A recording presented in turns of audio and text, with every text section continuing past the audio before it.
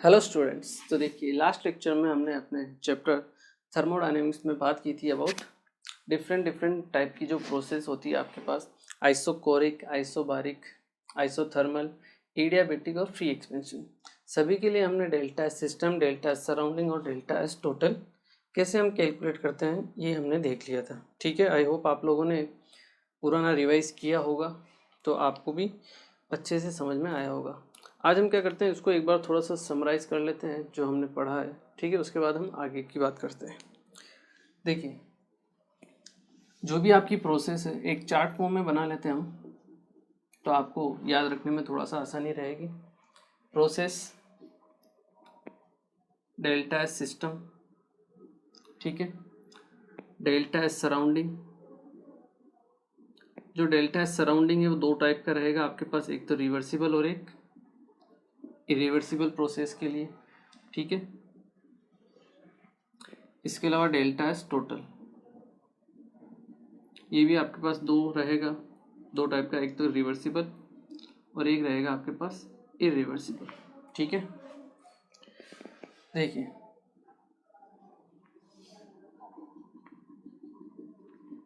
अगर हम फर्स्ट बात करें किसके लिए, आइसोकोरिक प्रोसेस के लिए।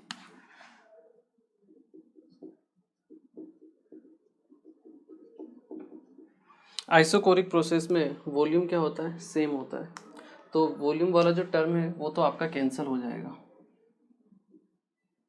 ठीक है, केवल और केवल आपका टेम्परेचर वाला टर्म रहेगा। डेल्टा एस सिस्टम की वैल्यू होगी N C V L N T two by T one. ठीक है, वॉल्यूम वाला टर्म कैंसिल हो जाएगा। डेल्टा एस सराउंडिंग की बात करें तो रिवर्सिबल प्रोसेस के लिए तो डेल्टा एस सिस्टम के बराबर ही होता है वो, that is N C V L N T two by T one. और अगर हम इरिवर्सिबल प्रोसेस की बात करें तो इरिवर्सिबल प्रोसेस के लिए जो डेल्टा एस सराउंडिंग होगा वो क्या होता है, minus Q irreversible upon T के बराबर होता है। ठीक है, तो कांस्टेंट वॉल्यूम पर जो हीट एक्सचेंज करता है वो होता है डेल्टा यू। तो यहाँ पर हम क्यू की जगह क्या लिखेंगे, डेल्टा यू। तो डेल्टा यू बाई टी, इससे हम कैलकुलेशन करेंगे। ठीक है, डेल्टा एस टोटल रिवर्सिबल के लिए क्या होता है, डेल्टा एस टोटल जीरो होता है, जबकि इरिवर्सिबल के लिए डेल्टा एस टोटल क्या होता है, ग्रेटर देन जीरो होता है। ये सभी टाइप की प्रोसेस के लिए सेम होता है। ठीक है, तो आइसोकोरिक प्रोसेस के लिए तो ये आपका हो गया सिंपल। ठीक है, सेकंड अगर हम बात करें जो प्रोसेस है दैट इज आइसोबारिक के लिए बात करते हैं। आइसोबैरिक, ठीक है, आइसोबैरिक प्रोसेस में क्या होगा, प्रेशर कांस्टेंट होगा, तो प्रेशर वाला टर्म कैंसिल हो जाएगा, तो N C P L N T two by T one आ जाएगा। क्लियर है। रिवर्सिबल के लिए डेल्टा एस सराउंडिंग सेम रहेगा, that is N C P L N T two by T one. और इरिवर्सिबल प्रोसेस हो तो क्या होगा, डेल्टा एस सराउंडिंग क्या होता है, minus Q irreversible upon T, और कांस्टेंट प्रेशर पर जो हीट एक्सचेंज की जाती है वो किसके बराबर होती है, डेल्टा एच की। तो यहाँ पे आ जाएगा minus delta H divide by T. यहाँ से हम क्या करेंगे, डेल्टा एस सराउंडिंग निकालेंगे। डेल्टा एच टोटल यहाँ सेम, रिवर्सिबल के लिए जीरो होगा और इरिवर्सिबल के लिए ग्रेटर देन जीरो होगा, वो सभी के लिए सेम रहेगा। ठीक है, थर्ड अगर हम बात करें that is iso thermal. Isothermal process के लिए अगर हम बात करें तो देखिए टेम्परेचर सेम रहेगा, तो आपके पास डेल्टा एस सिस्टम का जो फॉर्मूला आ जाएगा क्या आ जाएगा आपके पास, टेम्परेचर वाला टर्म कैंसिल हो जाएगा इस बार, तो आप लिख लीजिए N R L N V two by V one, या फिर अगर प्रेशर दिया है तो N R L N P one by P two, ये आपको काम में लेना पड़ेगा। जो सेम फॉर्मूला आपके डेल्टा एस सराउंडिंग में होगा किसके लिए, रिवर्सिबल के लिए, N R L N V two by V one, या फिर आप ले लीजिए N R L N P one by P2। ठीक है, इरिवर्सिबल के लिए बात करेंगे तो डेल्टा एस सराउंडिंग हम कैसे निकालेंगे, minus Q irreversible upon T से। ठीक है, ये आपको कैलकुलेट करना पड़ेगा। ठीक है, यहाँ तो सेम ही है। क्लियर। नेक्स्ट अगर हम बात करें adiabatic process,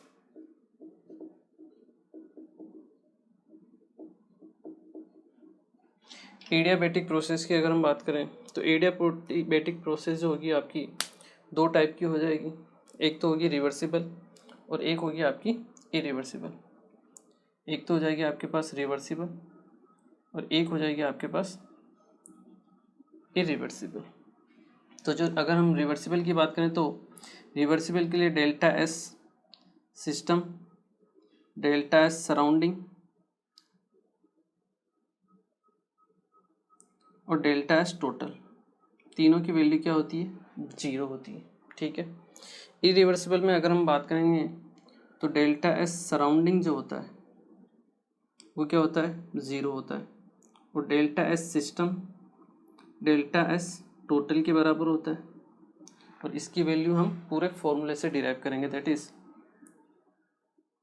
N C V L N T two by T one plus N R L N V two by V one. अगर वॉल्यूम का बारे में दिया हुआ है तो इस फॉर्मूले को काम में लेना है, अगर वॉल्यूम नहीं दिया, प्रेशर दिया है तो प्रेशर वाला टर्म आपको काम में लेना है, that is N C P L N T two by T one plus N R L N P one by P two. ये आपको फॉर्मूला काम में लेना पड़ेगा। ठीक है, चलिए फिफ्थ प्रोसेस है आपका, दैट इज फ्री एक्सपेंशन।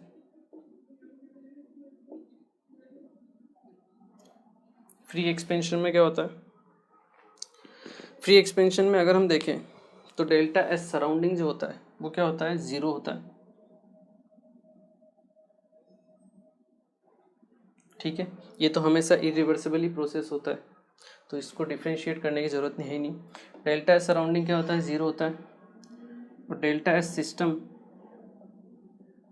किसके बराबर होता है, डेल्टा एस टोटल के, और फॉर्मूला हम कौन सा काम में लेंगे, टेम्परेचर वाला टर्म यहाँ पे नहीं आएगा। ठीक है, तो आप यूज़ करोगे N R L N V two by V one, या फिर आप यूज़ करोगे N R L N P one by P two. ठीक है, तो ये आपका एक समरी फॉर्म है जो आपको थोड़ा याद रखने में आसानी रहेगी, रिवाइज करने में। ठीक है ना, क्लियर है। चलिए इसे एक बार आप नोट कर लीजिए, समरी फॉर्म में है, फिर हम आगे की बात करते हैं। चलिए नेक्स्ट हम बात करते हैं डिफरेंट प्रोसेस के लिए। अभी तक तो हमने क्या किया, आइडियल गैस के लिए डेल्टा एस की वैल्यू फाइंड आउट की। ठीक है, कभी कभी क्या है, हमें सॉलिड्स और लिक्विड्स के लिए भी एंट्रोपी में चेंज कैलकुलेट करना पड़ता है। ठीक है, तो कैसे हम किसी भी सॉलिड्स और लिक्विड में एंट्रोपी में जो चेंज होता है उसको कैलकुलेट करते हैं, उसके बारे में हम बात करते हैं। ठीक है, हालांकि चांसेस तो कम होते हैं सॉलिड्स और लिक्विड से पूछने के, अधिकतर आपको आइडियल गैस से ही पूछेगा, लेकिन अगर पूछ भी ले तो उसकी मर्जी है। ठीक है, तो उसके लिए भी हम एक बार देख लेते हैं, इजी है, टफ नहीं है वो भी। तो change in entropy, entropy change, entropy change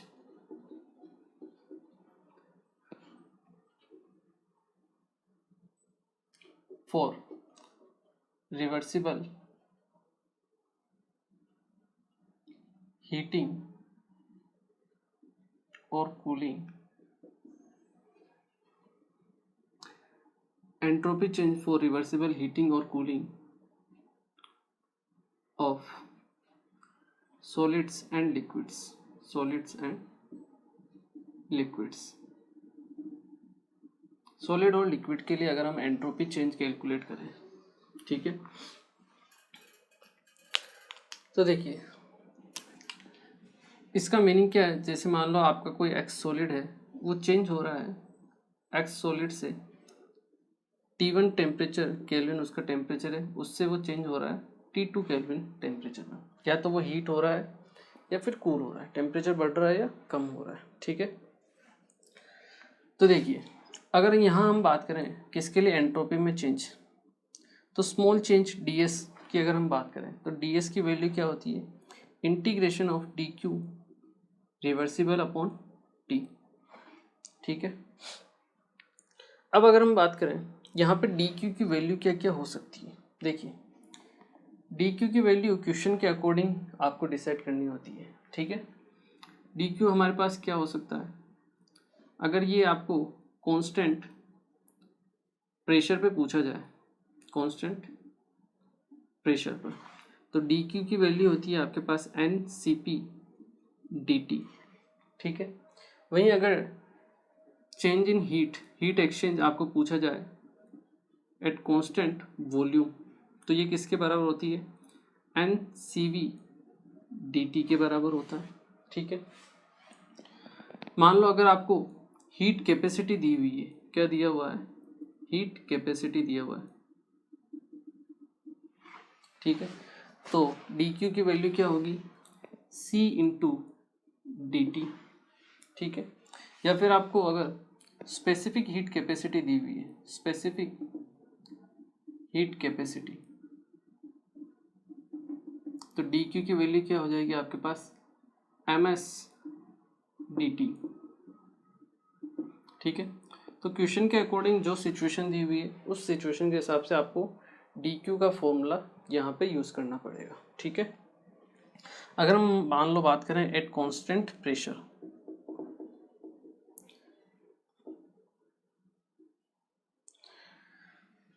ये तो था आपके पास स्मॉल चेंज के लिए ds बराबर dq रिवर्सिबल अपॉन t। अगर हमें ओवरऑल चेंज के लिए निकालना है तो हम क्या करना पड़ेगा, इसका इंटीग्रेशन लेना पड़ेगा फॉर ओवरऑल चेंज। ds का इंटीग्रेशन करना पड़ेगा, that is integration of dq reversible upon t। ठीक है, तो ds का इंटीग्रेशन करेंगे हम तो हमें मिलेगा delta s equal to integration of dq की वैल्यू अगर हम बात करें एट कांस्टेंट प्रेशर क्या होता है, NCP into D T divide by T, और लिमिट हम रख देंगे T1 से T2। ठीक है, ये हमारा फाइनल फॉर्मूला है। अब मान लीजिए अगर आपको क्वेश्चन में CP टेम्परेचर से डिपेंडेंट दिया गया है तो CP की वैल्यू वहाँ वो पुट कर दो और सॉल्व कर लो, और अगर टेम्परेचर से डिपेंडेंट नहीं है, नॉर्मल वैल्यू आपको दी गई है, तो आप N और CP को बाहर निकाल के रख सकते हो, कोई दिक्कत वाली बात नहीं है। ठीक है, जैसे ही हम बाहर निकालेंगे, मान लो अगर टेम्परेचर से डिपेंडेंट नहीं है तो NCP बाहर आ जाएगा, 1/t का इंटीग्रेशन क्या हो जाएगा, ln t, लिमिट रखेंगे तो T2 माइनस T1, तो अपने पास फॉर्मूला हो जाएगा NCP ln T2 divide by T1। ठीक है, वो सब हम क्वेश्चन के हिसाब से देखेंगे, आपको तो इस तरीके से आपको क्या करना है, क्वेश्चन को ध्यान रखना है। ठीक है, तो डेल्टा एस का फॉर्मूला आ चुका है हमारे पास, that is integration of NCP dt divide by T, limit T1 से T2। क्लियर है, चलिए इसे नोट कीजिए, फिर हम इस पे एक क्वेश्चन करते हैं ताकि आपकी थोड़ी प्रैक्टिस हो। चलिए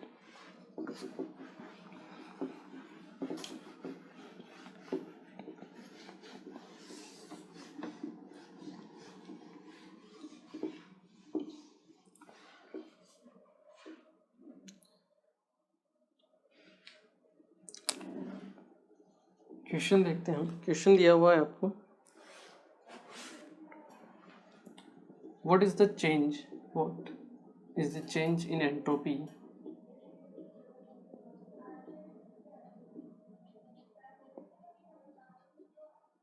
when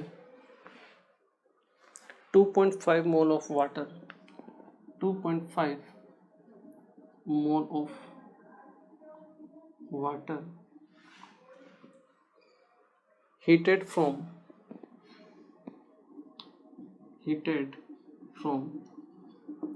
12 27 degree Celsius to 87 degree Celsius, ठीक है।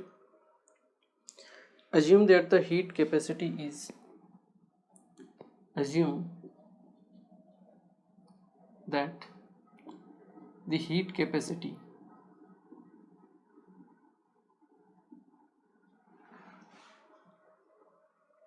is constant,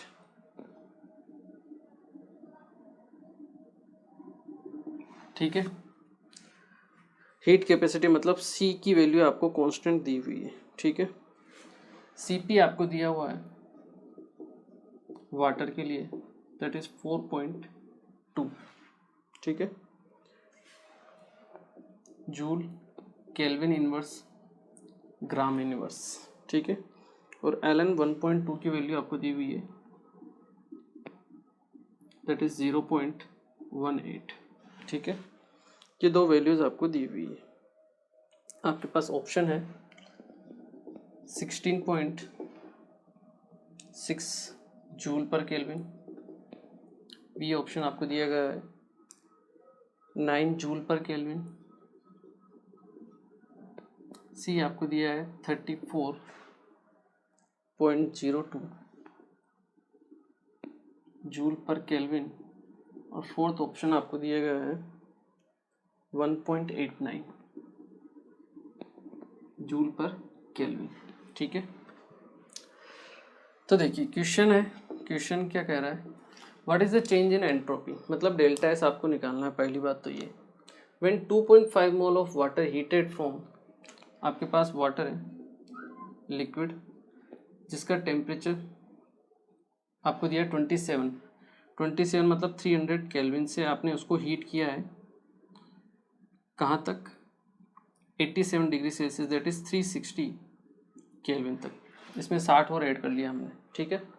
इसके 2.5 मोल आपको दिए गए हैं, clear. Assume that the heat capacity is constant, Cp आपको दी हुई है 4.2, ठीक है। सिंपल सा फॉर्मूला हमारे पास जो है डेल्टा एस इक्वल टू क्या है, integration of D Q reversible upon T, ठीक है।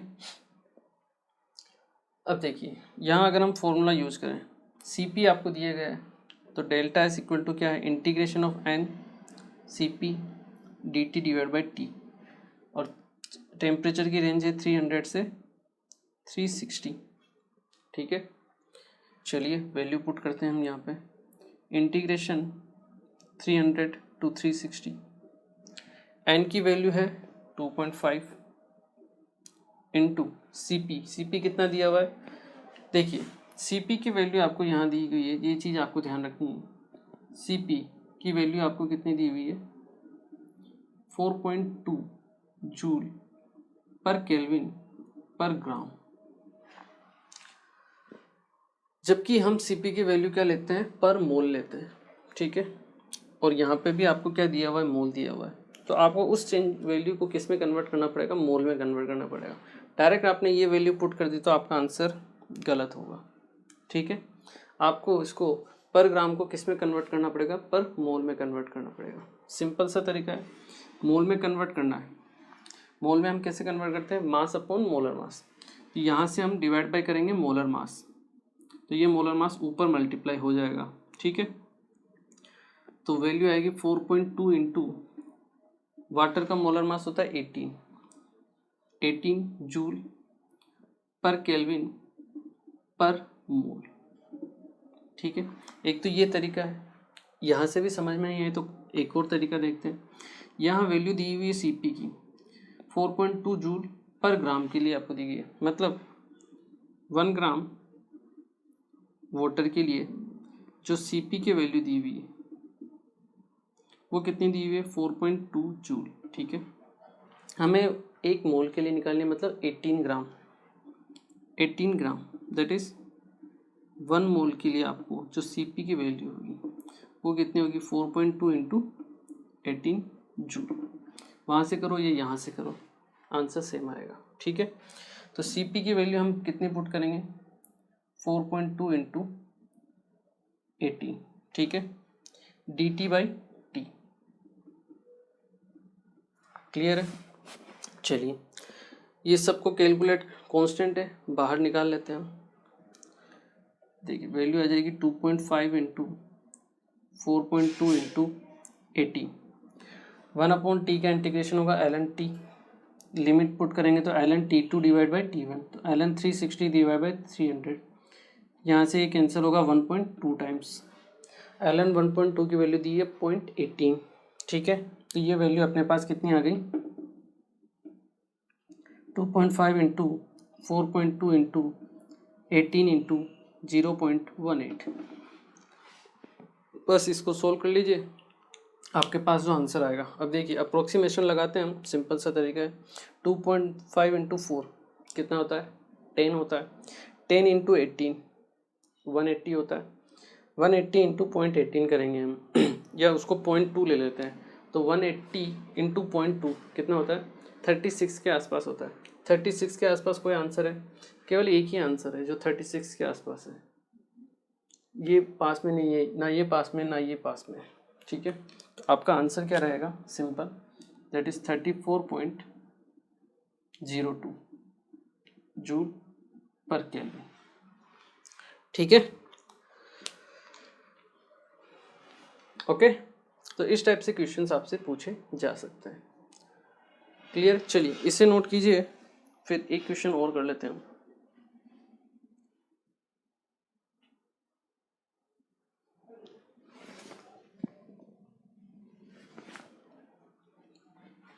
ओके देखिए एक क्वेश्चन और करते हैं।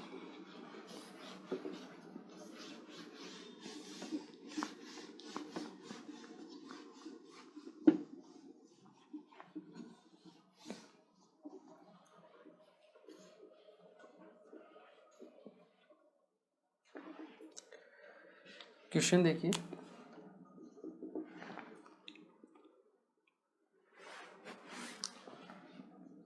For a perfectly crystalline solid, for a perfectly crystalline solid, Cp आपको दिया हुआ है A T, ठीक है। Cp की वैल्यू दी हुई है A into T, where A is constant, where A is a constant. ये क्या है आपके पास, ये कॉन्स्टेंट है, ठीक है। मतलब Cp आपका टेम्परेचर के ऊपर क्या है, डिपेंड है इस बार, ठीक है ना। तो आप इंटीग्रेशन से उसको बाहर नहीं ले सकते हो। If Cp is 4.2 joule per kelvin per मोल, आपको दिया गया है एट 10 केल्विन, ठीक है। Then calculate the change in entropy,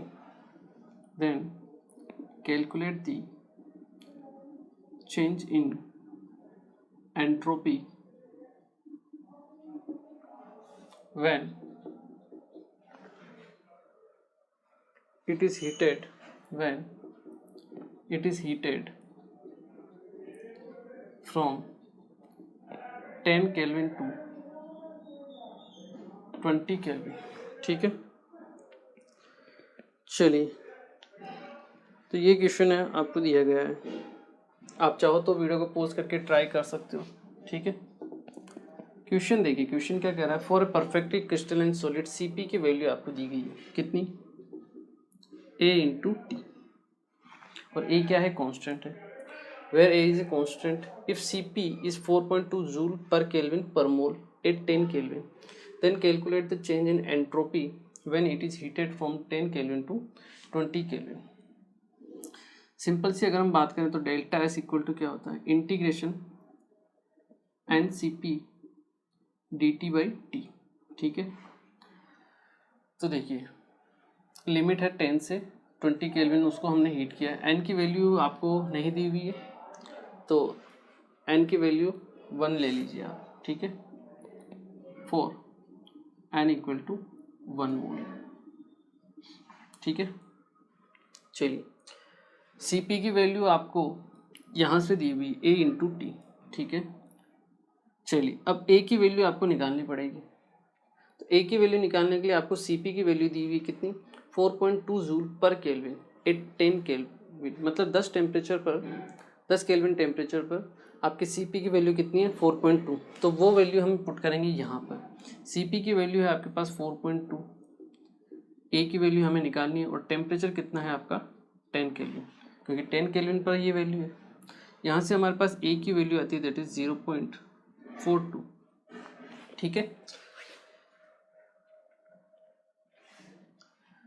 ये वैल्यू हमारे पास आ गई, ठीक है। अब अगर हम बात करें A की वैल्यू आ चुकी है हमारे पास 0.42, A की वैल्यू आ गई तो हम यहाँ पे पुट कर सकते हैं वैल्यू को। तो डेल्टा S की जो वैल्यू है that is integration 10 to 20 n की वैल्यू 1 इंटू CP की वैल्यू है 0.42 into T, 0.42 into T D T by T. A की वैल्यू आ गई तो CP की वैल्यू आ जाएगी ना, यहाँ से 0.42 इंटू टी, ये वैल्यू हमने यहाँ पर पुट की CP की जगह, ठीक है। टी से आपका टी कैंसल, 0.42 बाहर, डेल्टा S की वैल्यू आ गई 0.42, टी से टी कैंसिल हो गया, डी टी का इंटीग्रेशन होगा टी, लिमिट पुट करेंगे तो T2 minus T1 that is 20 minus 10। तो हमारे पास डेल्टा S की जो वैल्यू आ जाएगी that is 0.42 into 10 that is 4.2, ठीक है। तो इस तरीके से हमें क्या करना है, क्वेश्चन को सोल्व करना है, ठीक है। लिमिट जूल, जो वैल्यू आ जाएगी joule, kelvin inverse, mole inverse 4.2, ठीक है। तो दो ही वैरायटी के क्वेश्चन बनेंगे, या तो CP डिपेंड होगा या नहीं होगा। डिपेंड है तो उस तरीके से आपको सोल्व कर लेना है, नहीं डिपेंड है तो बाहर निकाल लो, LNT से सोल्व कर लो। बस दो ही वैरायटी के इसमें क्वेश्चन बनेंगे, क्लियर है। चलिए इसे एक बार आप नोट कीजिए। चलिए तो देखिए आज के लेक्चर में हमने बात की अबाउट, सबसे पहले तो हमने एक समरी फॉर्म में बनाई, तो समरी इंपॉर्टेंट है, ध्यान रखना, ठीक है। जो डेल्टा सिस्टम सराउंडिंग था आपके रिवर्सिबल के लिए, वो किसके बराबर होता है, minus of delta S system के बराबर होता है, ठीक है। तो माइनस साइन हम वहाँ नहीं देख रहे हैं, केवल अब वैल्यू के बारे में बात कर रहे हैं, ठीक है ना। तो वो जो समरी है वो आपको ध्यान रखना है, अच्छा है, इंपॉर्टेंट रहेगा आपके लिए। उसके बाद हमने बात की कि अगर प्रोसेस आइडियल गैस की जगह क्या हो जाए आपका सिस्टम सॉलिड और लिक्विड के लिए हमें एंट्रोपी में चेंज पूछ रहे, तो हम कैसे कैलकुलेट करेंगे उसके बारे में हमने बात की, ठीक है।